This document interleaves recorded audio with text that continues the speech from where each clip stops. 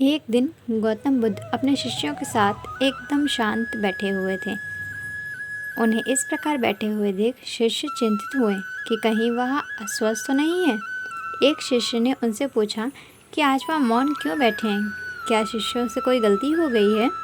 इसी बीच एक अन्य शिष्य ने पूछा कि क्या वह अस्वस्थ हैं, पर बुद्ध मौन रहे। तभी कुछ दूर खड़ा व्यक्ति जोर से चिल्लाया, आज मुझे सभा में बैठने की अनुमति क्यों नहीं दी गई है। बुद्ध आंखें बंद करके ध्यानमग्न हो गए। वह व्यक्ति फिर से चिल्लाया, मुझे प्रवेश की अनुमति क्यों नहीं मिली। इसी बीच एक उदार शिष्य ने उसका पक्ष लेते हुए कहा कि उसे सभा में आने की अनुमति प्रदान की जाए।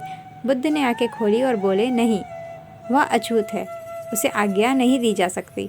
यह सुनकर शिष्यों को बड़ा आश्चर्य हुआ।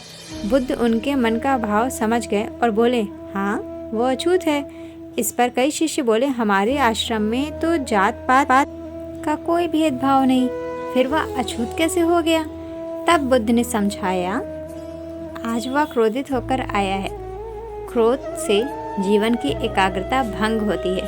क्रोधी व्यक्ति प्रायः मानसिक हिंसा पर बैठता है, इसलिए जब तक वह क्रोध में रहता है तब तक वो अछूत होता है। इसलिए उसे कुछ समय एकांत में खड़े रहना चाहिए। क्रोधित शिष्य भी बुद्ध की बातें सुन रहा था।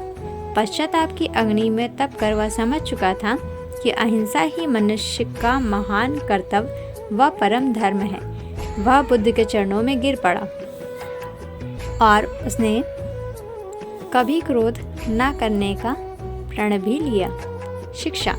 आशय यह है कि क्रोध के कारण व्यक्ति अनर्थ कर बैठता है और पश्चाताप उसे बाद में होता है, जिसका कोई लाभ नहीं मिलता। इसलिए हमें क्रोध नहीं करना चाहिए। असल मायने में क्रोधित व्यक्ति अछूत हो जाता है और उसे अकेला छोड़ देना चाहिए। क्रोध करने से तन, मन और धन तीनों की हानि होती है। क्रोध से ज़्यादा हानिकारक कोई और वस्तु नहीं है।